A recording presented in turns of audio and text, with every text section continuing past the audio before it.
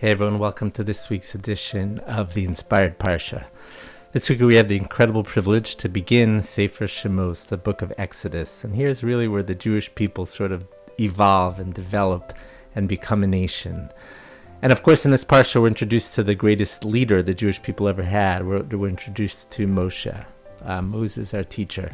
So there's an interesting verse. I'm going to quote you the verse and then maybe just expound a little bit upon it. There's a verse that's in Exodus chapter 2, verse 11. It said, Moses grew up, went out to his brethren, and observed their burdens. What is the significance of telling us that Moshe went out and watched his brother's burdens, so to speak? So Lubavitch Rebbe says something beautiful. He said, Moshe was, at the time, Moses was living in the palace, living the lap of luxury, taken in as the prince of Egypt, so to speak. And yet he chose to go out and see the burdens of his brethren, see the pain and the suffering. And of course, that's what led him to have such a feeling of empathy when he saw this one Jew getting beaten, that he killed the slave master, and that, of course, set everything in motion, and Moshe eventually became the greatest leader the Jewish people ever had. You see, leadership is all about being able to feel your brother's pain, because once you know and feel your brother's pain or your sister's pain, then you want to do something about it. That triggers you to take action. The greatest leaders are not the ones who sit on that pedestal and live in the palace, living the lap of luxury.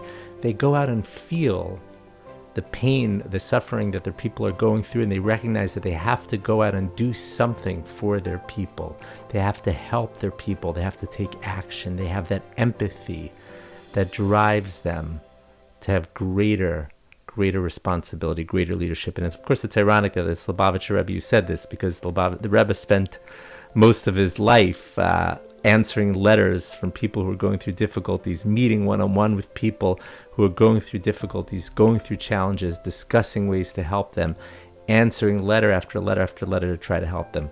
What an incredible lesson in leadership. There's so much to be learned from the Moshe story. So how does this connect to, of course, to our everyday life? Because I always like to try to connect it to current events. We were talking about the Rebbe, and the Rebbe used to say that good leaders create followers, but great leaders create other leaders.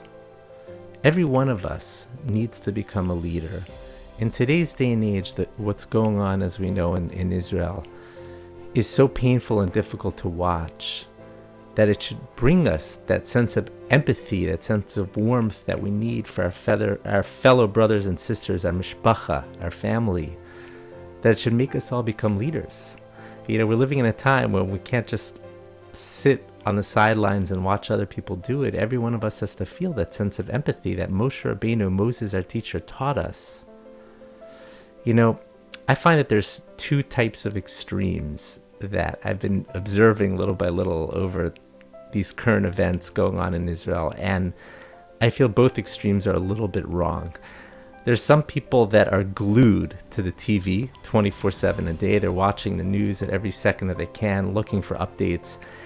And that takes a toll. It takes a toll on your psyche and on your mental capacity.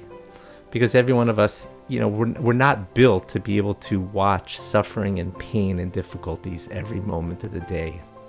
But then there's the other extreme too, those who are so distraught by it that they refuse to ever watch the news at all and watch anything. They just prefer to live in a bubble and have a sense of, ignorance is bliss. I don't want to see anything that's going on. And therefore, they live completely in a bubble and not watch it at all. I think the middle of the road approach is the best. Know a little bit what's going on in the world, because when you do, at least some of the time, again, don't be glued to the TV, but at least some of the time, if you're watching it, you feel that sense of warmth, that sense of empathy for our brothers and sisters and what they're going through in Israel, especially the soldiers in Gaza, the hostages, etc. And it automatically energizes us to take action. In today's day and age, every one of us needs to be that leader. Every one of us needs to feel that sense of empathy that Moshe Rabbeinu, Moses, taught us. I want to wish everyone a blessing, of course, to have a wonderful Shabbos. and every one of us take on that mantle of leadership that Moses taught us so dearly. Thank you for listening. Have a wonderful Shabbos.